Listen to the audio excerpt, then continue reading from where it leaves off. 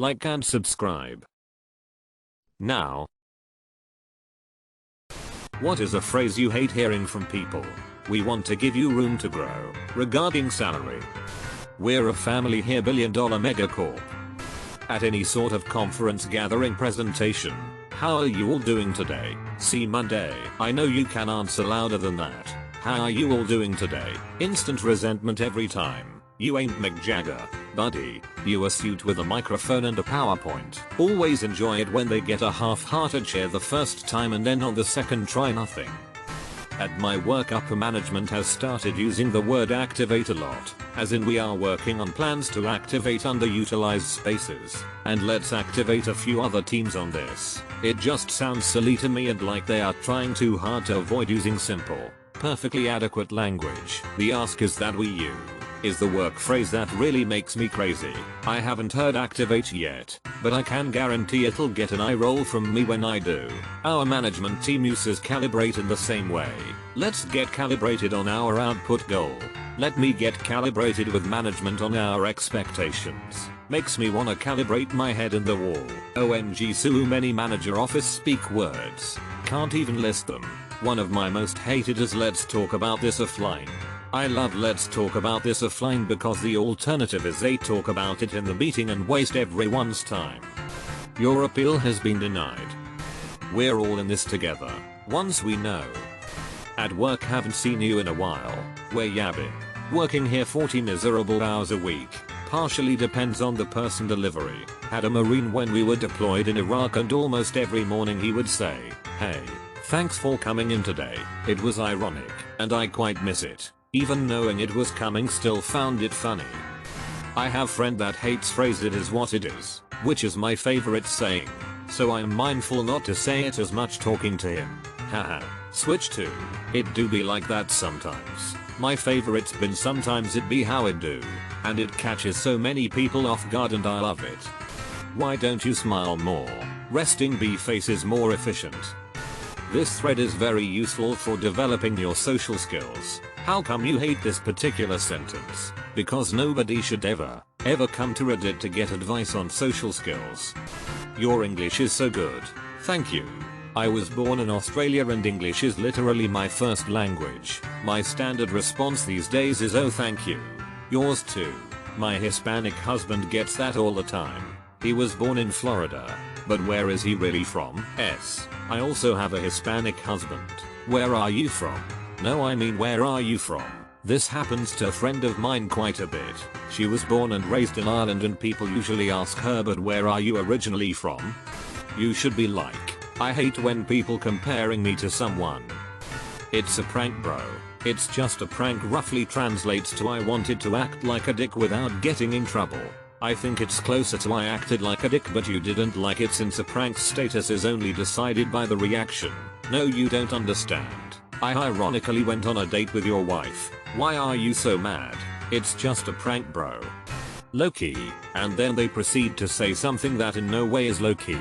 That is, I low-key like Nikes when they own nothing but Nike. Like when Thor was all low-key. This is madness. But it was definitely madness. And not that low-key at all.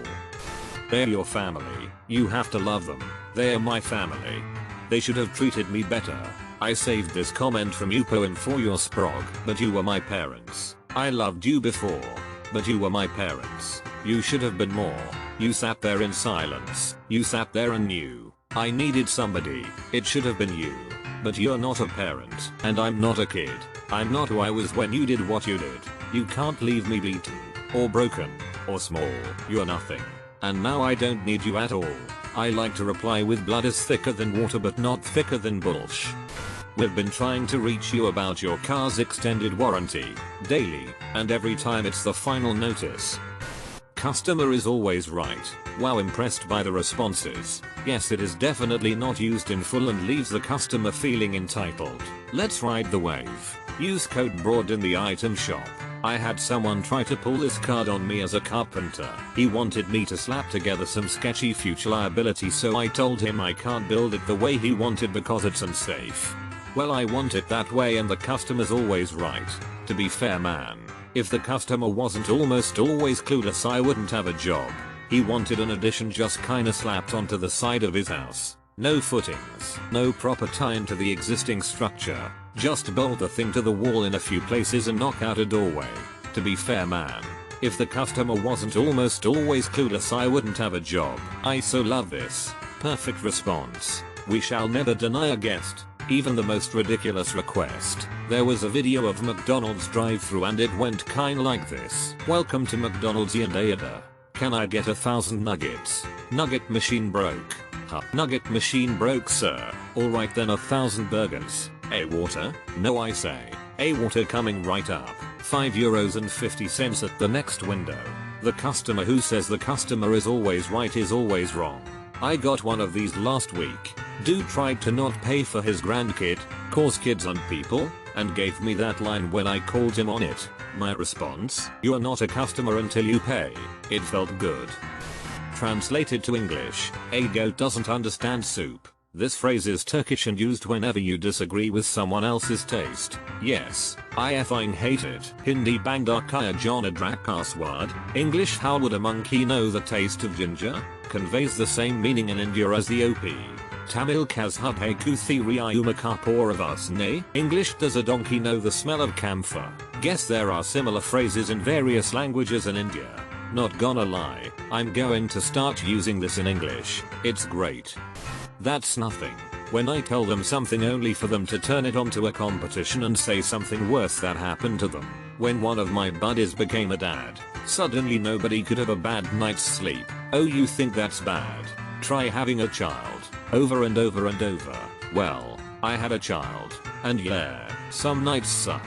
But I'm making damn sure that I acknowledge my buddies when one of them tells me they've had a rough night. Because oh you think that's bad? Try having a child very quickly became a phrase that made me gag.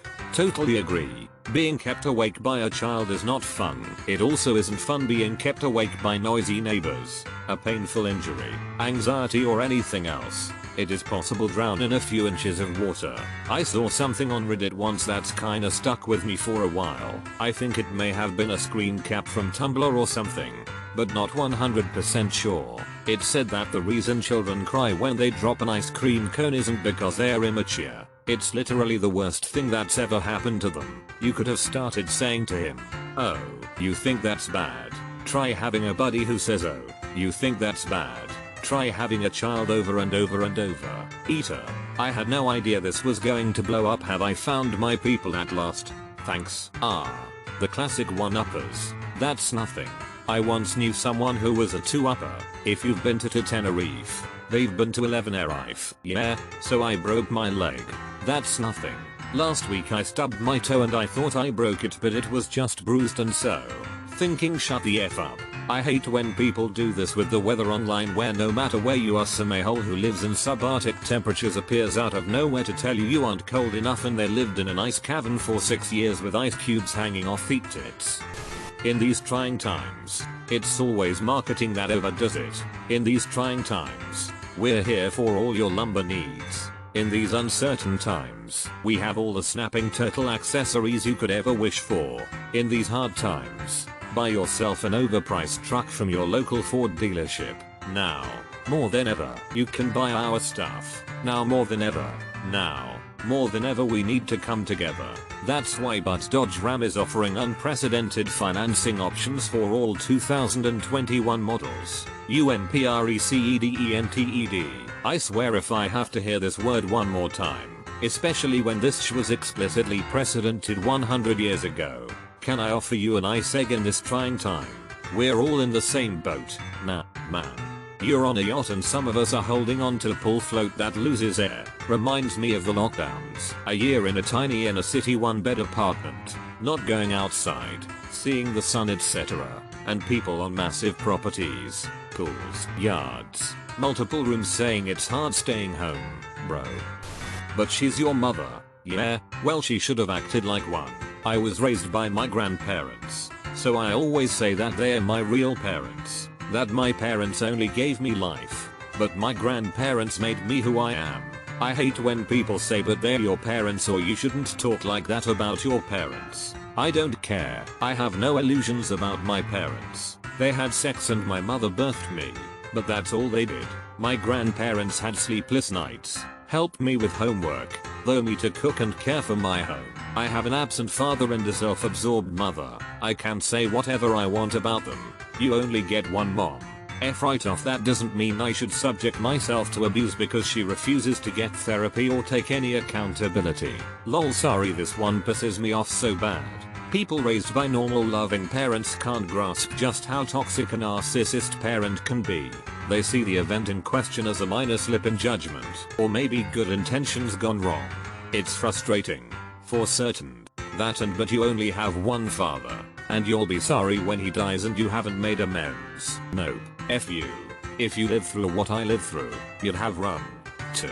It's so easy to imagine I'm some kind of spoiled, ungrateful brat when you had a decent home life. I can choose my friends, and I can choose my family. You have it easy. Back in my day, I always had to. You have no idea how hard it was back then. Jobs were easy to find and etc. Me. You kids have it so easy these days. How old are you? Them. 6. Me. 6. When I was your age, I was 7. Mom, my stomach hurts, I think I need a hospital. You good? Back in my day we didn't have stomachs. My mom actually had a very similar approach. I used to have very painful periods and she never let me stay at home instead of going to school or the church. When I was young nobody cared if I was sick. I had to literally lose my consciousness in the middle of the mass before she changed her view. Someone saying to a teenager, these are the best years of your life. I am in my mid-40s now and most people my age remember high school as horrible and awkward. The more appropriate thing to say is hang in there kid. I promise life gets better. Just get through adolescence the best you can. As a teenager now this is reassuring to hear. All the first phrase does is make me terrified of the future. My life is fantastic. I am very happy. This did not start until I was 32. 39 now. There's no such word as can't. Try striking a match on a bar of soap and tell me that again.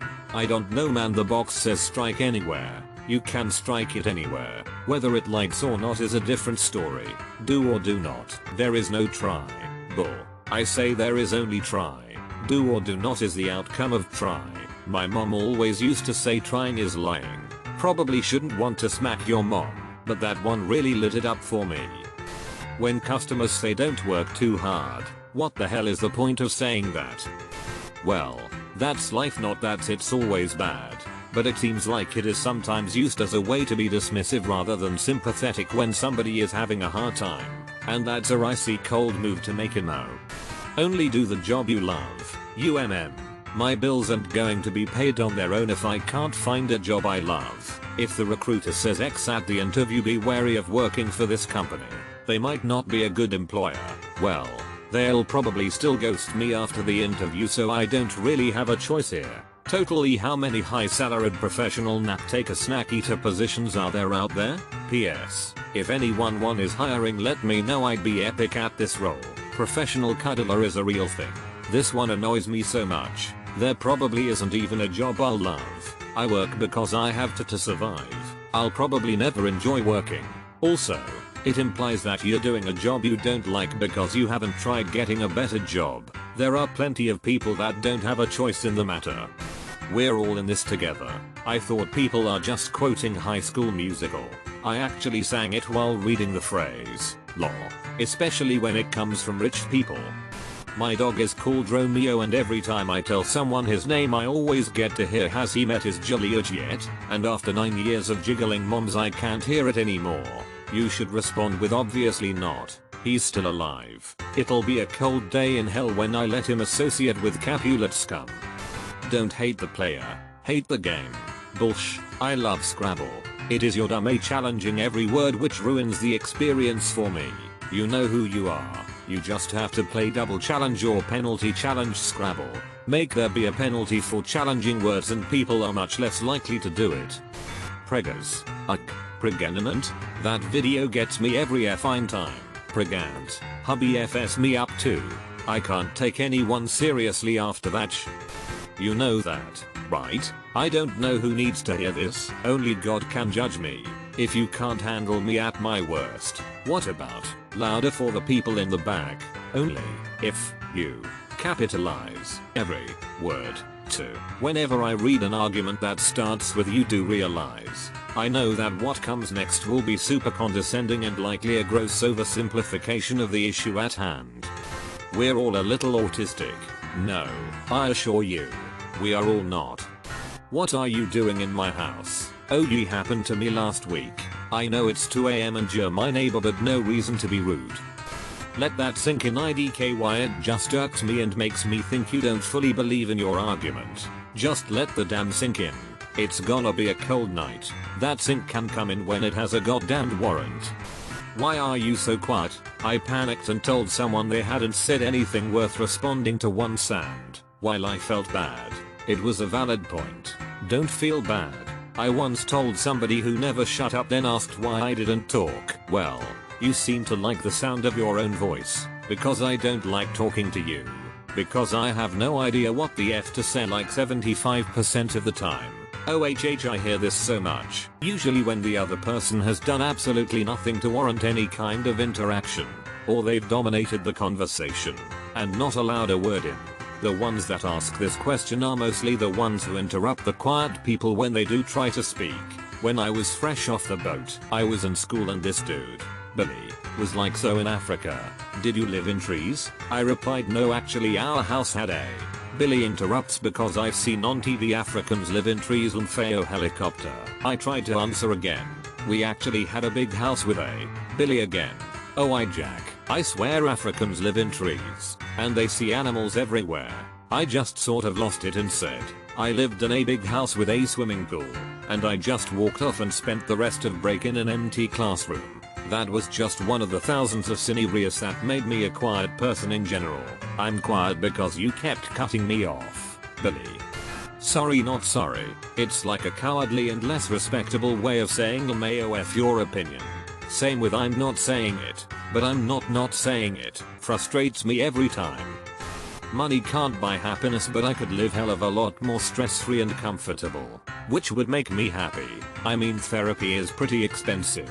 Always said by people who have never had money, or people who have always had money. It's never by people who started out poor and became affluent. My family was dirt poor when I was growing up. We lived in a house in Poor Town, USA. My parents could barely make ends meet, with my mom working 3 jobs 30-40 miles away, and my dad working odd jobs when he could because the town has never had actual gainful employment opportunities. They created an internet business when I was about 20 years old. We sold tax-free tobacco products because we're on a Native American reservation, and my dad is full-blooded Native, so it was all legal. It lasted for about 10 years until both the federal and state governments decided they were sick of not getting their cut, so they created laws to shut it down, then sued us for back taxes. However, when the business was at its peak, and before the government sued us back into destitution, it was pulling down about $2.50, $3 million profit per year. I know because one of my jobs working for them was to help with bookkeeping, since I have a degree in mathematics. That was all either directly seized by the government, went to lawyers' fees, or court settlements after the state federal governments made our business illegal. Anyway, from growing up poor for decades to suddenly being in the 1%, then being forced back into destitution, I'll say that money absolutely buys happiness. Anyone who says it doesn't has zero clue. We didn't even spend it on extravagance. We paid off the house, cars, debt, bills, etc. Maybe you would take a family trip once a year. Nothing gaudy or for show at all. Not having that constant weight of worrying about if the electric company will keep the lights on for a few weeks so that the car loan can be paid to keep the repo company at bay in order to get to work allows for happiness. Poor people will say "I'm totally happy" all the time, but then go back home unable to sleep because they are thinking about how they are going to tell the kids they have to move into a rent-controlled apartment in the morning. The real phrase should be "money doesn't guarantee happiness." It most certainly does by the possibility of it though. Money may not buy you happiness, but a lack of it will put a down payment on misery. New normal. It's just been so overused. We are more united than we've ever been before. Hell, we're not. Agreed. I'm surprised anyone would say that. If anything, this pandemic has cemented our divisions. Also, these strange and uncertain times uncovered normal, really annoying to hear them 30,000 times per day. See, it wasn't that bad. I'm going through CBT, and when people say that after I've exposed myself to something really difficult, it just feels like they undermine how much effort and energy that took for me. Come on. It was just a joke. When life gives you lemons, make lemonade. That's gonna be some style lemonade.